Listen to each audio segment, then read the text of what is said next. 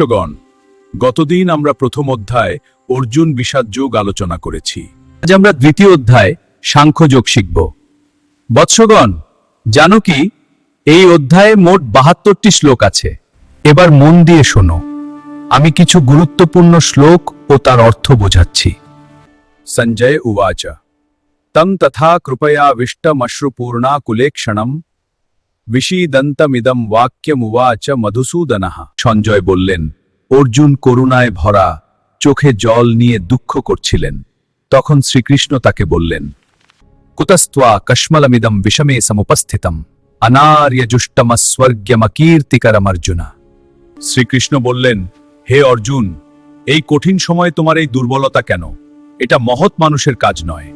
ক্লৈব্যম মাস্ম গমপার্থর্নৈততে ক্ষুদ্রম হৃদয় দৌর্বল্যম ত্যক্তোত্তিষ্ঠ পরন্তপ। হে অর্জুন, এই দুর্বলতা গ্রহণ করো না। এই ছোট মনের দুর্বলতা ত্যাগ করে উঠে দাঁড়াও। অর্জুন উবাচ কথম ভীষ্মমহং সংখ্যে দ্রোণম চ মধুসূদনা ইষুভিঃ প্রতিয়োৎস্যামি পূজার্হা বরিসূদনা। অর্জুন বললেন, হে কৃষ্ণ, আমি কিভাবে ভীষ্ম ও দ্রোণের বিরুদ্ধে যুদ্ধ করব? তারা তো পূজার যোগ্য। গুরুন হত্বা হি মহানুভাবান শ্রেয় ভোক্তুম ভৈক্ষপি ইহ লোকে। এই মহান গুরুদের হত্যা করার চেয়ে ভিক্ষা করে জীবন যাপন করাই ভালো। ন চৈতদ বিদ্মঃ কতরন্নো গরীয়ো যদ্বা জয়েম যদিবা নো জয়েয়ুঃ ইয়ানেব হত্বা ন জিজীবিষামঃ তে অবস্থিতাঃ প্রমুখে ধার্তরাষ্ট্রা। আমরা জানি না কোনটা ভালো, জেতা না হারা। যাদের হত্যা করে আমরা বাঁচতে চাই না, তারাই আমাদের সামনে দাঁড়িয়ে আছে। अर्पण्य दोषोपहत स्वभाव पृच्छामि त्वां धर्म सम्मूढ़ चेता यच्छ्रेयस्यान् निश्चितं ब्रूहि तन्मे शिष्यस्ते अहम शाधि मा त्वां प्रपन्नम। আমি দুর্বল হয়ে পড়েছি, ধর্ম নিয়ে বিভ্রান্ত। তুমি আমাকে সঠিক পথ দেখাও। আমি তোমার শিষ্য, তোমার শরণ নিয়েছি। নহি প্রপশ্যামি মমাপনুদ্যাত यच्छोकमुच्छोषणमिन्द्रियाणाम् अवाप्य भूमावसपत्नमृद्धम राज्यम सुराणाम अपि चाधिपत्यम। আমি এমন কিছু দেখি না যা আমার এই দুঃখ দূর করতে পারে, যা আমার ইন্দ্রিয়গুলোকে শুকিয়ে দিচ্ছে। পৃথিবীর রাজ্য বা দেবতাদের রাজ্য পেলেও এই দুঃখ যাবে না।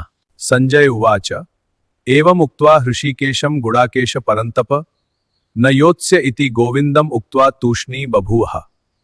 সঞ্জয় বললেন, এভাবে কৃষ্ণকে বলে অর্জুন বললেন, আমি যুদ্ধ করব না, এবং চুপ করে গেলেন।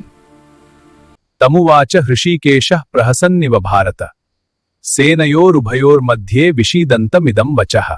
হে ভারত! তখন শ্রীকৃষ্ণ হালকা হাসি দিয়ে দুঃখে ভরা অর্জুনকে এই কথা বললেন, অশোচ্যানন শোচস্ত্বম প্রজ্ঞাবাদাম চ ভাষসে গতাসু ন গতাসুশ্চ নানু শোচন্তি পণ্ডিতাঃ। তুমি জানিয়ে শোক করছো, তা শোক করার মতো নয়। তবুও তুমি জ্ঞানীর মতো কথা বলছো। জ্ঞানীরা জীবিত বা মৃত কারো জন্য শোক করে না। ন ত্বেবাহম জাতু নাসম ন ত্বম নেমে জনাধিপাঃ ন চৈব ন ভবিষ্যামঃ সর্বে বয়মতঃ পরম। কখনো এমন হয়নি যে আমি ছিলাম না, তুমি ছিলে না, বা এরা ছিল না, আর ভবিষ্যতেও আমরা কেউই নষ্ট হব না। দেহিনো অস্মিন যথা দেহে কৌমারম যৌবনম জরা তথা দেহান্তর প্রাপ্তির ধীরস তত্র ন মুহ্যতি। যেমন এই শরীরে শৈশব, যৌবন ও বার্ধক্য আসে, তেমনি আত্মা এক দেহ থেকে অন্য দেহে যায়। জ্ঞানী মানুষ এতে বিভ্রান্ত হয় না। মাত্রা স্পর্শাস্তু কৌন্তেয় শীতোষ্ণ সুখ দুঃখদাহ আগমাপায়িনো অনিত্যাস্তান স্থিতিক্ষস্ব ভারত। ইন্দ্রিয়ের সংস্পর্শে ঠান্ডা গরম সুখ দুঃখ আসে, এগুলো আসা যাওয়া করে, স্থায়ী নয়। তাই এগুলো সহ্য করো। ইয়ং হিন ব্যথয়ন্তে তে পুরুষম পুরুষর্ষভা সমদুঃখ সুখম ধীরম সো অমৃতত্বায় কল্পতে। হে শ্রেষ্ঠ মানুষ, যে ব্যক্তি সুখ দুঃখে বিচলিত হয় না, সেই সত্যিকারের জ্ঞানী এবং অমরত্বের যোগ্য। বৎসগণ, সুখ ও দুঃখ জীবনের অংশ, কিন্তু যে স্থির থাকে সেই প্রকৃত জ্ঞানী।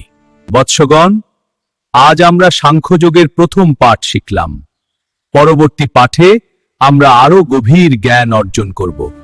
এই ভিডিওর দ্বিতীয় পাঠ দেখতে চাইলে সনাতনী টিভিকে লাইক, কমেন্ট, শেয়ার এবং সাবস্ক্রাইব করে দাও।